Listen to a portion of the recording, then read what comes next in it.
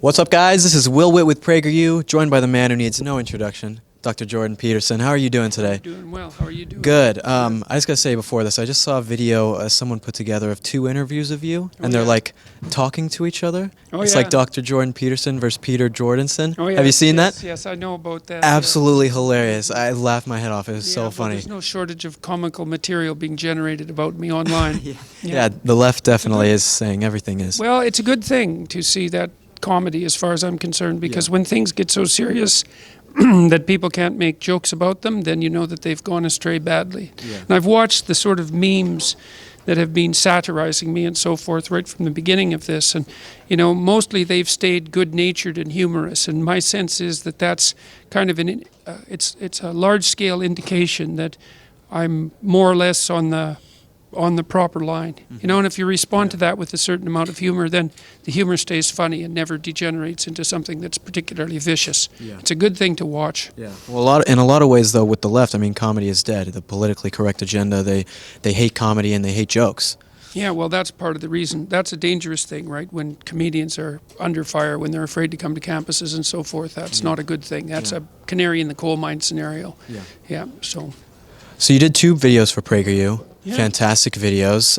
You did the one about fixing yourself, and then you did the one about college campuses. Dangerous people are teaching your kids. Dangerous. Teaching your kids. They're like children. The professors, dangerous professors. Why don't you tell us a little bit about that video, the dangerous people are teaching your kids, and what the point of that one is?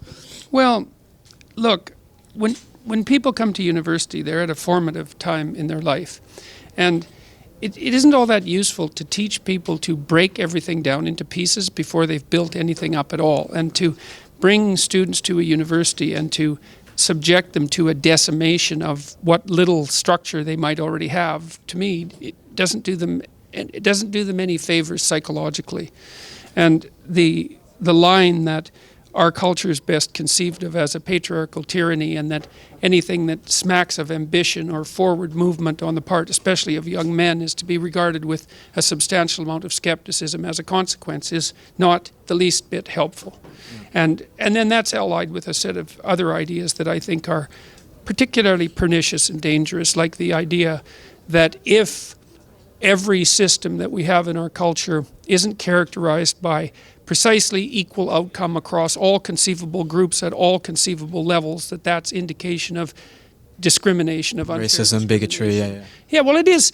That's a potential contributing cause to some of it, but to draw that identity is very simple-minded, and it's also technically impossible, because there's no way that you can equalize all positions across the spectrum of all possible relevant groups.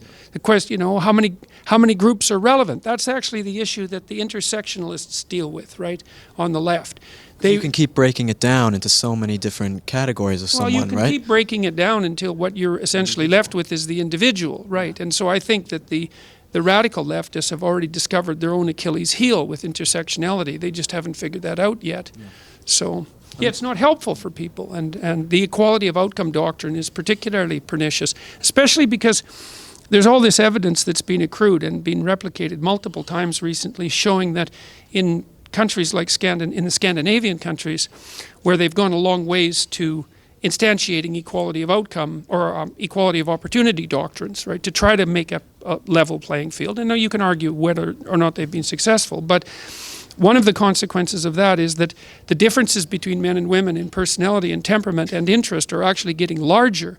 And so it doesn't look like you can simultaneously pursue equality of opportunity doctrines and equality of outcome doctrines, because they actually produce paradoxical consequences. And this is a serious issue, and it's something that people are going to have to deal with ideologically and practically very soon. So let me ask you another serious issue, final question. They did a survey, and my generation, the millennial generation, is the loneliest generation.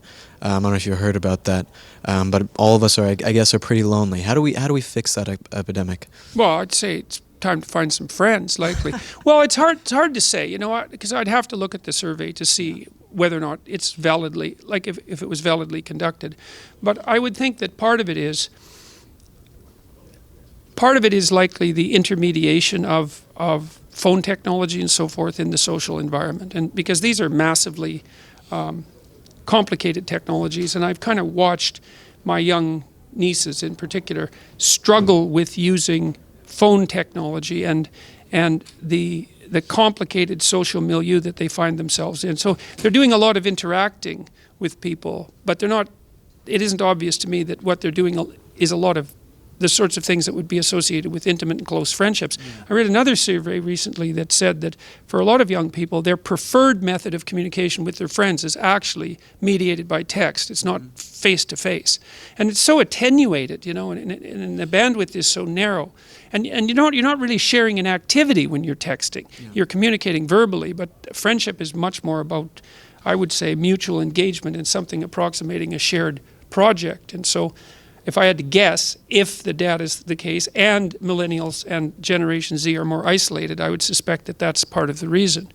And then there's fragmentation of the intimate relationship structure too, which I think is also a problem.